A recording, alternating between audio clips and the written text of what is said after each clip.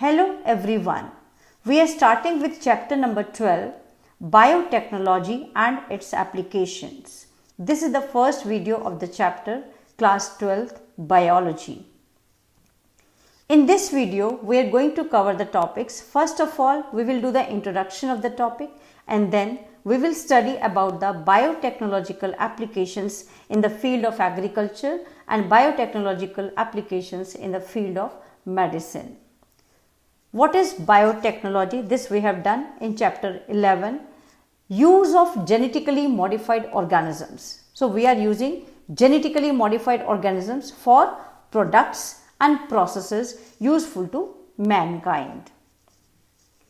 What are the various applications of biotechnology? In which fields we are using biotechnology? These are: first, biopharmaceuticals; second, therapeutics; third, diagnostics; fourth, genetically modified crops; fifth, processed food; sixth, bioremediation; seventh, waste treatment; and eighth, energy production. So we are using biotechnology in these areas.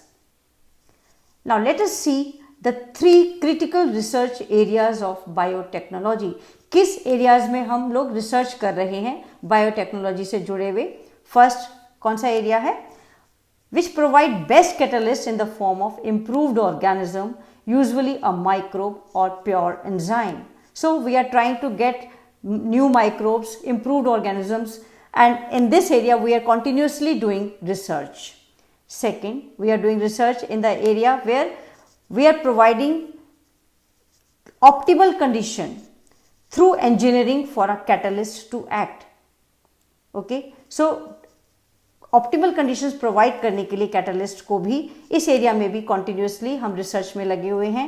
And third area है downstream processing technologies to purify protein और organic compound. जो protein और organic compound हमें मिले हैं उनको purify करना है. ये एरिया भी रिसर्च का एरिया आता है बायोटेक्नोलॉजी से जो लिंक्ड है.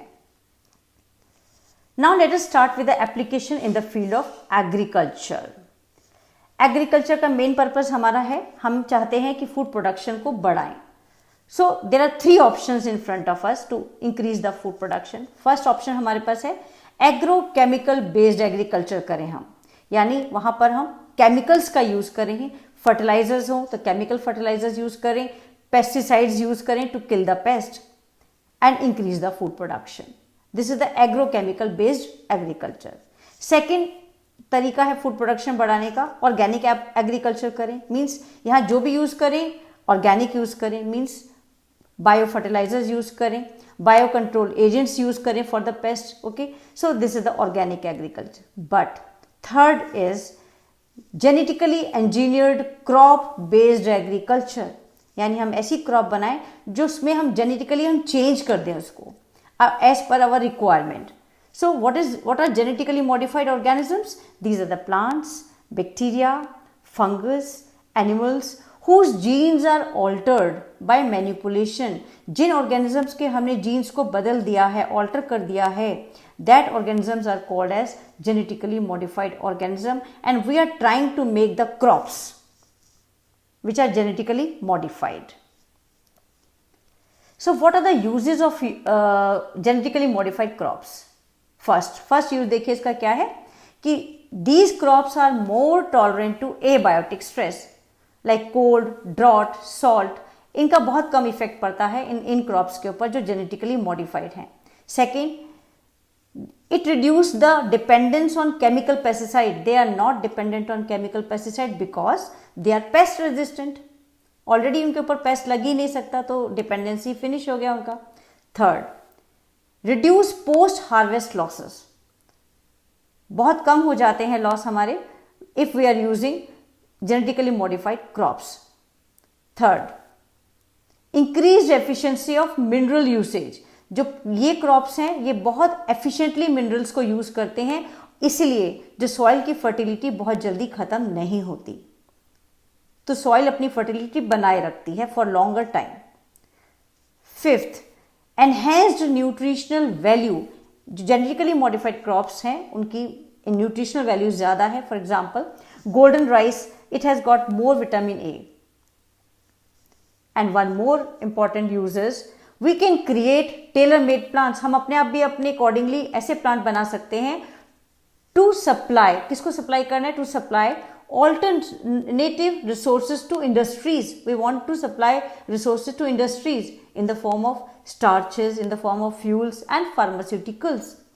So genetically modified crops are very much useful to us. Let us start first how to make the pest resistant plants. Pest resistance यानी ऐसे प्लांट जिनके ऊपर पेस्ट ना लगे, इंसेक्ट्स ना लगे. These pest resistant plants are biopesticides. They act as a biopesticides. क्योंकि living है ये, biopesticides हो जाएंगे and it reduces the need for insecticide. जैसे अगर हम pest resistant plant बना देते हैं तो insecticide का use भी कम हो जाएगा हमारा. Example कौन से हैं ऐसे plants? BT cotton, BT corn, rice, tomato, potato, soyabean and etc. Let us start with BT cotton. BT cotton देखिए कैसे बनेगा. इससे पहले एक स्टोरी हम देखते हैं. सम स्ट्रेन्स ऑफ बैसिलस थुरिंजिनेसिस, ये बैक्टीरिया का नाम है बैसिलस थुरिंजिनेसिस, जो एक प्रोटीन बनाता है और उस प्रोटीन का नाम है बीटी टॉक्सिन. इंसेक्टिसाइडल प्रोटीन है, टॉक्सिक मटेरियल है ये. और ये प्रोटीन, ये जो टॉक्सिन है, ये किल कर देता है किसको? कोलियोटेरेंस को जो बीटल्स हैं, लेपिडोटेरेंस को जो tobacco, budworm, armyworm है, एंड डिप्टेरेंस को लाइक फ्लाइज एंड मॉस्किटोज को. बट इन टॉक्सिन्स का अपने बैक्टीरिया के ऊपर कोई इफेक्ट नहीं होता. ये बैक्टीरिया को किल नहीं कर रहे बट दूसरे इंसेक्ट्स को किल कर रहे हैं. Why? Because in bacteria they are present in the inactive form, protoxins की फॉर्म में प्रेजेंट होते हैं. इसलिए ये बैक्टीरिया को किल नहीं करते बल्कि दूसरे इंसेक्ट्स को किल कर देते हैं. यहां आपके सामने एक डायग्राम बना हुआ है, ये डायग्राम है. Will start with the point number 1. Bacillus thuringiensis bacteria है.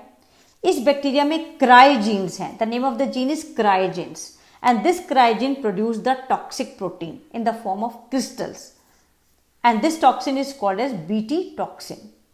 ये इनएक्टिव होता है बैसिलस के अंदर, प्रोटॉक्सिन की फॉर्म में प्रेजेंट होता है. लेकिन थर्ड पॉइंट पर आ जाइए. When this toxin is ingested by the insect, जब ये इंसेक्ट में चला गया, what will happen? The inactive, fourth point पर देखिए, the inactive protoxin will change into toxin. Why? Because of the alkaline pH of the gut of insect. Insect के intestine के अंदर pH एल्कलाइन है और वो इनएक्टिव प्रोटॉक्सिन को toxin में कन्वर्ट कर देगा. और अब ये टॉक्सिन, पॉइंट नंबर 5 पर आइए, it will bind with the epithelial cells of midgut. Midgut में एपिथेलियल सेल से बाइंड कर गए. एपिथेलियल सेल्स में पोर्स हो जाएंगे, छेद हो जाएंगे, क्रिएट पोर्स. सेल्स में स्वेलिंग हो जाएगा एंड सेल्स ब्रेक हो जाएंगे, लाइसिस हो जाएगा सेल्स का and insect will die. So that's how this toxin killing the insects. And the genes, genes are very very specific to the pest. For example, अगर हमें we want to control cotton bollworm, then we have to use the gene Cry1AC and Cry2AB. And if we want to control corn borer, we will use Cry1AB gene. Okay. We want now this gene to introduce into the cotton plant. अब हम ये cotton plant को pest resistant बनाना चाह रहे हैं, तो हमें BT जो जीन है, Bacillus thuringiensis का जो जीन है, क्राई जीन, ये इंट्रोड्यूस करेंगे हम cotton plant के अंदर. Okay, so cotton plant is made pest resistant by introducing cry genes as per the target pest. जैसे अभी बताया मैंने कि अगर हमारा टारगेट पेस्ट है कॉटन बोलवर्म, तो हम कौन से जीन इंट्रोड्यूस करेंगे? Cry1AC and Cry2AB. And if the target pest is corn borer, then we will use the gene Cry1AB. And these genes are isolated from bacteria Bacillus thuringiensis. That's why the name given BT cotton. Okay, now next example. Pest resistant बनाने के लिए हम tobacco plants को resistant बनाना चाहते हैं nematode के against. Okay, nematode resistance in tobacco plant, how we can create this. There is again a story. There is a nematode Meloidogyne incognita जो टोबैको की रूट्स में अफेक्ट करता है और टोबैको की ईल्ड को कम कर देता है. अब इस निमेटोड को प्रिवेंट करने के लिए, रोकने के लिए हम कौन सी स्ट्रेटजी यूज करेंगे? RNA interference. Remember, RNA interference, RNAi. Okay, RNAi होता क्या है ये? It is a defence mechanism, cellular defence mechanism है जो सब में होता है, सारे यूकैरियोटिक सेल्स में होता है। And it prevents translation of specific messenger RNA due to a complementary double stranded RNA molecule. अगर सेल के अंदर double stranded RNA molecule present होगा तो क्या होगा? आरएनएआई एक स्पेसिफिक मैसेंजर आरएनए को साइलेंस कर देगा, उसको ट्रांसलेट नहीं होने देगा। Okay, so this technique is used for making the tobacco plant resistant to nematode. What will we do? देखिए यहां पर डायग्राम देखिए आपके सामने है। पॉइंट नंबर 1 से स्टार्ट कर रही हूं मैं। RNAi, it is a cellular defence mechanism. इसको एक्टिवेट करना है। ये अभी बिल्कुल साइलेंट है, it is present in all eukaryotic cells but not doing anything. अभी इसको एक्टिवेट करना है। इसको एक्टिवेट करने के लिए we needed complementary double stranded RNA. Point number 2 पर लिखा हुआ है। अब ये कॉम्प्लीमेंट्री डबल स्ट्रैंडेड आरएनए मिलेगा कहां से? आ जाइए पॉइंट नंबर 3 पर। बाय इन्फेक्शन ऑफ वायरस जिसमें आरएनए हो, और by mobile genetic elements like transposons, and they replicate via RNA intermediate. हमारे पास कॉम्प्लीमेंट्री डबल स्ट्रैंडेड आरएनए बन गया। Now this complementary double stranded RNA will change RNAi and activate it. जब ये activate हो जाएगा then what will it do? It will silence the specific messenger RNA. एक particular messenger RNA को silence कर देगा, चुप कर देगा और प्रिवेंट कर देगा उसका ट्रांसलेशन, कि वो अब कोई प्रोटीन नहीं बना पाएगा। See the mechanism proper. Now method देखिए कैसे करेंगे हम। Now will take out the gene, specific gene ले लेते हैं निमेटोड का। एक निमेटोड स्पेसिफिक जीन लेकर उसको हम ट्रांसफर करना है into the host plant which is a tobacco, और 1 से 2 में जाना है। निमेटोड स्पेसिफिक जीन को होस्ट सेल में जाना है by 3 agrobacterium which is a taxi. Now the DNA in the host will now form sense RNA and antisense RNA. दोनों टाइप के आरएनए बन जाएंगे and both of them are complementary to each other. जब दोनों complementary RNA हैं तो they will bind together and form the double stranded RNA. तैयार हो गया डबल स्ट्रैंडेड आरएनए 4 पॉइंट पर। Now it will initiates RNAi. जो आरएनएआई ऑलरेडी प्रेजेंट था होस्ट सेल के अंदर वो एक्टिवेट हो गया, इनिशिएट हो गया। After this it will silence the specific messenger RNA of nematode. 6 point पर देखिए, निमेटोड के स्पेसिफिक मैसेंजर आरएनए को साइलेंट कर देगा। Now nematode will not be able to survive in transgenic host. अब इस ट्रांसजेनिक होस्ट में निमेटोड सर्वाइव नहीं करेगा and plant is protected. 7th नंबर पर आ जाइए। प्लांट को हमने प्रोटेक्ट कर लिया, रेजिस्टेंट बना लिया निमेटोड के against. Next come to applications in the field of medicine. First of all, it is used for making therapeutic drugs. Recombinant DNA technology help us for the mass production of safe and more effective therapeutic drugs. जो drugs बनती हैं recombinant DNA से वो safe हैं, और अगर हम इसी ड्रग को किसी और नॉन ह्यूमन सोर्स से बनाएं तो उससे क्या होगा? अनवांटेड इम्यूनोलॉजिकल रिस्पॉन्सेज हो जाएंगे, एलर्जीज हो जाएगी, कोई रिएक्शन हो जाएगा। But recombinant therapeutics does not have any such problems. अभी तक एट प्रेजेंट 30 recombinant therapeutics हमारे पास अप्रूव्ड हैं and out of these 12 are being marketed in India. Now come to other fields where we are using biotechnology in the field of medicine. For making genetically engineered insulin in gene therapy and in molecular diagnosis. Let us see them one by one. Insulin बनाना है अब हमें, genetically engineered insulin बनाएंगे। What is insulin, what is the role? It is a hormone secreted by the pancreas, और इसका role क्या है? Sugar level को कंट्रोल करना ब्लड के अंदर। If the level of the insulin is less, the sugar level in the blood increase, और sugar level increase होने से person will suffer from diabetes. Okay, अब इस पर्सन को अगर हम किसी और एनिमल के पेंक्रियास से बना हुआ इंसुलिन दें तो क्या होगा? इन्फेक्शंस हो सकते हैं, एलर्जी हो सकता है और कुछ और रिएक्शंस हो सकती हैं फॉरेन प्रोटीन के अगेंस्ट। इसलिए now it is possible to produce human insulin using bacteria. अब हम बैक्टीरिया का यूज करके ह्यूमन इंसुलिन ही बना रहे हैं। कैसे, देखिए, इंसुलिन बनाने से पहले इंसुलिन का स्ट्रक्चर देखते हैं। Insulin it consist of 2 short polypeptide chains. 2 chain है, chain A and chain B. See the diagram. जो ब्लू कलर के बीड्स हैं that is A chain, green colour के जो बीड्स की जो सर्कल है this is the chain B, and both the chains are bind together by disulphide bridges. Similarly, you can see the lower diagram also. Blue and green color के A and B हमारे पास chains हैं, okay, और दोनों के बीच में आपको sulphide bonds दिखेंगे। But जब ये इंसुलिन तैयार होता है तो ये प्रो हार्मोन की फॉर्म में होता है, फंक्शनल नहीं होता। Why? Because it has got an extra C peptide. Grey colour का एक और बॉन्ड जुड़ा हुआ है, एक और चेन जुड़ा हुआ है, this is called C peptide. अगर सी पेप्टाइड है, चेन ए है, चेन बी है एंड सी पेप्टाइड भी है, then this is the prohormone. The prohormone contains an extra stretch called as C peptide, और ये remove हो जाता है जब इंसुलिन मैच्योर होता है। Okay,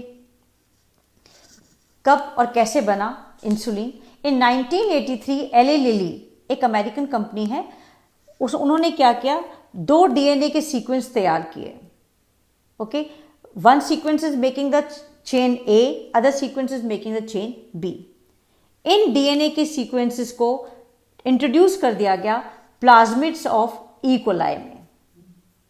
they were introduced in plasmids of E coli to produce insulin chains. कुछ E coli ने चेन ए बना दिया, कुछ ई कोलाई ने चेन बी बना दिया। चेन ए को आइसोलेट कर लिया, चेन बी को आइसोलेट कर लिया, और दोनों को कंबाइन करके बीच में बॉन्ड्स क्रिएट कर दिया। बॉन्ड कौन सा था? Disulphide bond, and in this way we were able to make the human insulin. Now gene therapy, it is a method to correct a gene defect in a child or embryo. अगर किसी को by birth gene में कोई defect है, उसको correct करने का तरीका है जीन थेरेपी।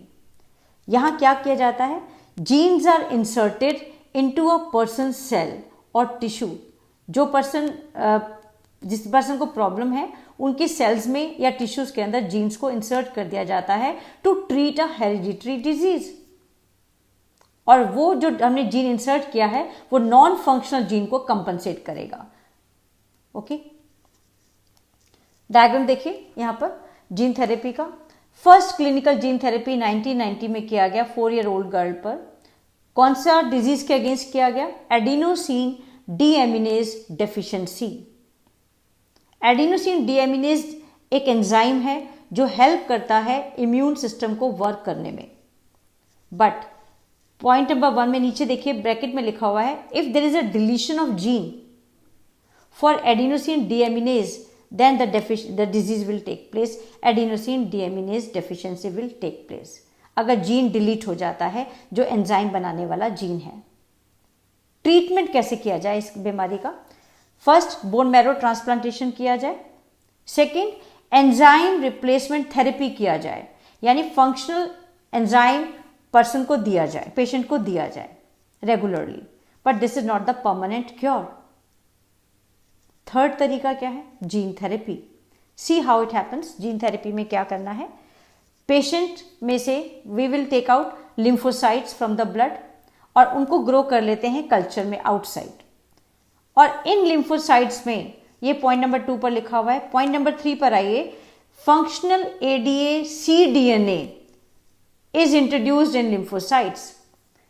इन लिम्फोसाइट्स में एडीए सी डीएनए इंट्रोड्यूस कर दिया जाता है by the help of retroviral vector, जो ग्रीन कलर से लिखा हुआ है। Okay, now these lymphocytes are engineered, now change हो गया है इनका structure. They will be able to make the enzyme and these lymphocytes are then return back to the patients. Point number 4 से वापस फर्स्ट पर आ जाइए, पेशेंट को हमने ये वापस कर दिया है। बट लिम्फोसाइट्स जो हमने बनाए हैं, इंजीनियर किए हैं, they are not immortal. So patient requires regular infusion. Regularly ये वाला प्रोसेस हमें करना पड़ता है पेशेंट के साथ, क्योंकि ये इमॉर्टल है। फोर्थ क्या है तरीका, gene isolate from marrow cells. जो एडीए बनाने वाले जीन हैं उनको मैरो सेल्स से आइसोलेट कर लें, बोन मैरो से, and introduce into the cells at early embryonic stage, in the fetal stage. अगर हम तब डाल पाएं इन जीन्स को तो it could be the permanent cure.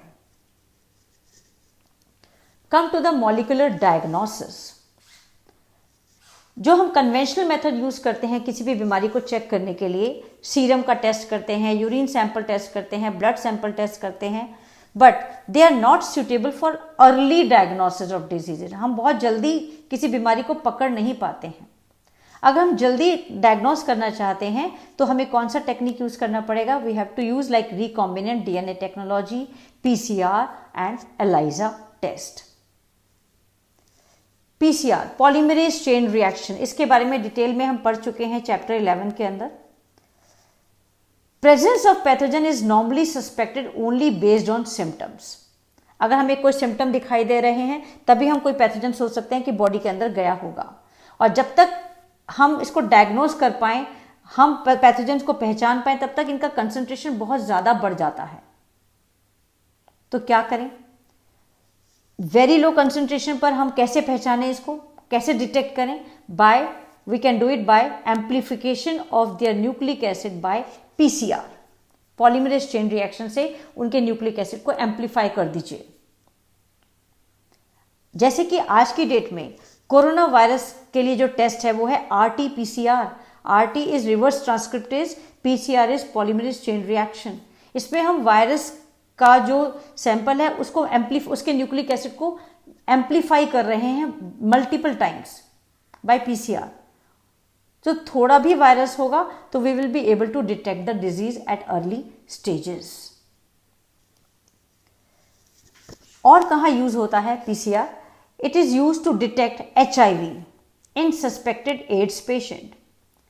Also to detect mutations in the genes. Genes में कोई changes आ गए हैं, mutation हो गया है in cancer patient, that can also be checked by the PCR. Third, to identify many other genetic disorders. It is also possible by using PCR, polymerase chain reaction. यहाँ पर देखिए detection of mutant gene कैसे किया है। Single stranded DNA और RNA ले लीजिए जो रेडियो एक्टिव है, अनप्रोब है। प्रोब मीन्स इसका सीक्वेंस बेस का हमें पता है, okay, and it is allowed to hybridize with complementary DNA in a clone of cells. Okay, दोनों हाइब्रिड बनाएंगे। सिंगल स्ट्रैंडेड डीएनए का रेडियो एक्टिव है और हमें इसका सीक्वेंस पता है, and it will make a hybrid with the complementary DNA which is present in the clone cells. Hybrid हमारे पास तैयार हो गया। इसको चेक करने के लिए, डिटेक्ट करने के लिए हम कौन सा टेक्निक यूज करेंगे? Auto radiography. ऑटो रेडियोग्राफी से हमारे पास फोटोग्राफिक फिल्म तैयार हो जाएगी, और अगर क्लोन सेल्स में म्यूटेटेड जीन्स हैं तो वो they will not appear on the photographic film. Very important, सब कुछ क्लियरली फोटोग्राफिक फिल्म पर आ जाएगा, लेकिन म्यूटेंट जीन फोटोग्राफिक फिल्म पर नहीं आएगा। क्यों? बिकॉज प्रोब में उसके लिए कॉम्प्लीमेंटरिटी म्यूटेंट जीन के साथ नहीं है। Probe is not having complementarity with mutant gene. Okay, so that's how we can check the mutant gene in the DNA. Last is ELISA test, enzyme linked immunosorbent assay। इसका basic principle क्या है? Antigen antibody interaction. Okay, so what will do? Infection by pathogen can be detected. दो तरीके से pathogen के infection को हम check कर सकते हैं। पहला, उसको एंटीजेंस को चेक कर लें कि वायरस है, बैक्टीरिया है या कोई प्रोटीन है, कुछ भी है, and that is the antigen जो फॉरेन बॉडी है। ओके, उसको डिटेक्ट करें। या जब कोई फॉरेन बॉडी एंटर करती है तो हमारी बॉडी एंटीबॉडीज बनाती हैं उसके अगेंस्ट, हम एंटीबॉडीज का टेस्ट कर लें कि क्या हमने इस एंटीजन के अगेंस्ट एंटीबॉडी हमारी बॉडी में बनी है या नहीं। जैसे आज की डेट में हम फिर से वही कर रहे हैं कि कोरोना वायरस अगर मुझे नहीं भी हुआ but I can get my antibodies checked, क्या मेरी बॉडी में एंटीबॉडीज बन चुकी हैं या नहीं। So this is all done by ELISA test, enzyme linked immunosorbent assay, जिसमें एंटीजन एंटीबॉडी इंटरेक्शन हम चेक कर रहे हैं। So that's all for today. Thank you very much.